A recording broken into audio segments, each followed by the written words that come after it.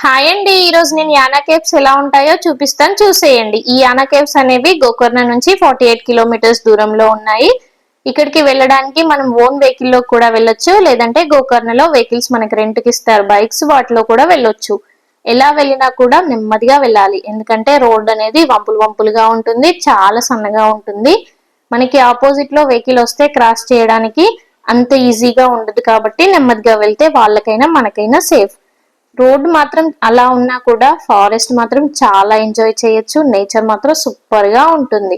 ఇలా ఆపోజిట్ లో వెహికల్ వస్తే క్రాస్ చేయడం కొంచెం ఇబ్బందిగా ఉంటుంది, చూసుకొని వెళ్తే వాళ్ళకైనా మనకైనా చాలా సేఫ్. చూసారు కదా నేచర్ ఎంత బాగుంటుందో, సూపర్ అంటే సూపర్ గా ఉంటుంది. కంపల్సరీగా గోకర్ణకు వచ్చారంటే విజిట్ చేయాల్సిన place Yana caves. Yana caves కి చాలా అంటే చాలా మంచి చరిత్ర ఉంది, నేను చెప్తాను, ఇప్పుడు వినేయండి. ఇక్కడ మనం గుర్తుపెట్టుకోవాల్సిన విషయం ఏంటంటే అస్సలు మనకి ఎక్కడ కూడా ఫుడ్ అనేది దొరకదు యానా కేవ్స్ దగ్గర, కాబట్టి మనం ముందుగానే తీసుకుంటే చాలా బెటర్.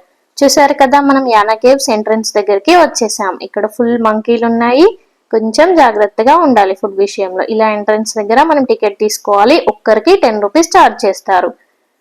ఇక్కడ నుంచి మనం నడుస్తూ వెళ్ళాలి, మొత్తం రోడ్ అంతా ట్రెక్కింగే ఉంటుంది, కాబట్టి ఖచ్చితంగా షూ వేసుకుంటే చాలా బెటర్ గా ఉంటుంది.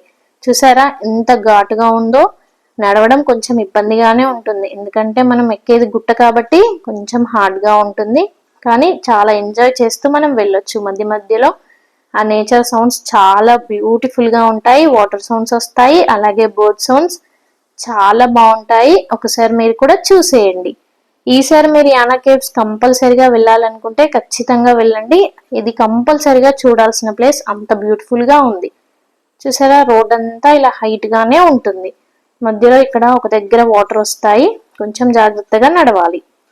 అటు ఇటు వాటర్ ఎప్పుడు ఉంటూనే ఉంటాయి. దగ్గరికి యానా కేవ్స్ కి వచ్చేసాం, ఇలా స్టెప్స్ ఎక్కుతూ వెళ్ళాలి యానా కేవ్స్ కి. మనకి యానా కేవ్స్ ఎగ్జాక్ట్ గా ఎక్కడ ఉందంటే కర్ణాటక రాష్ట్రంలోని ఉత్తర కర్ణాటక జిల్లాలో ఉంది.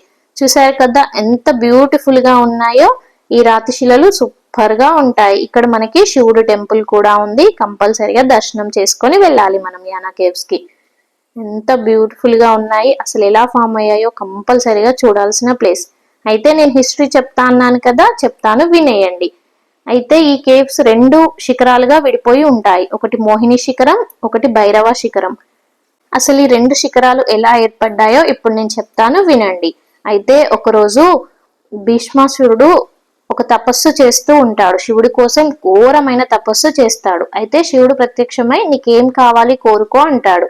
అయితే అప్పుడు ఇలా అంటాడు తను, నేను నా కుడి చేతిని ఎవరి తలపైన పెట్టి భస్మం అన్నాననుకో, వాళ్ళు అక్కడ భస్మం అయిపోవాలి అని అంటాడు. అయితే శివుడు అతని కోరిక మెచ్చి ఓకే తదాస్తు అంటాడు. అప్పుడు ఈ భీష్మాసురుడు ఏం చేస్తాడంటే శివుడి పైనే తను ఇచ్చిన శక్తిని ఉపయోగించాలనుకుంటాడు. అయితే శివుడు దానికి అంగీకరించకుండా వెమ్మటే విష్ణుని దగ్గరికి వెళ్తాడు, జరిగిందంతా విష్ణువుకు చెప్తాడు. అయితే విష్ణుదేవుడు ఏం చేస్తాడంటే అయ్యో ఇలా అయిందా, అయితే దీనికి ఒక పరిహారం మనం వెతకాలి అని విష్ణు వెమ్మటే జగన్మోహిని అవతారంలో ప్రత్యక్షమవుతాడు. అప్పుడు జగన్మోహిని ఇలా అంటుంది భీష్మాసురుడితో, నేను నీ సొంతం అవ్వాలి అంటే నేను ఎలా నృత్యం చేస్తే నువ్వు కూడా అలా నృత్యం చేయాలి అంటే సరే అని భీష్మాసురుడు అందుకు ఒప్పుకుంటాడు. అయితే జగన్మోహిని చాలా తెలివిగా భీష్మాసురుడిని తన చేయి తన పైన పెట్టుకునేట్టుగా చేస్తుంది.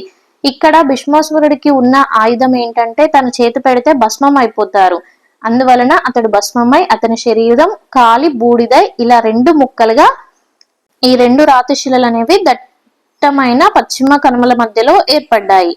ఇలా ఈ స్టోరీ అంతా ఉంది. వీటికి చాలా సూపర్ అయిన స్టోరీ, కంపల్సరిగా విజిట్ చేయాల్సిన ప్లేస్. ఈసారి మీరు కూడా తప్పకుండా చూడండి. ఇక్కడ తేనెటీగలు ఎక్కువగా ఉన్నాయి, అదొక్క విషయంలో జాగ్రత్తగా ఉండాలి. శివుడిని మంచిగా దర్శించుకోండి. Thank you for watching. Please subscribe my channel.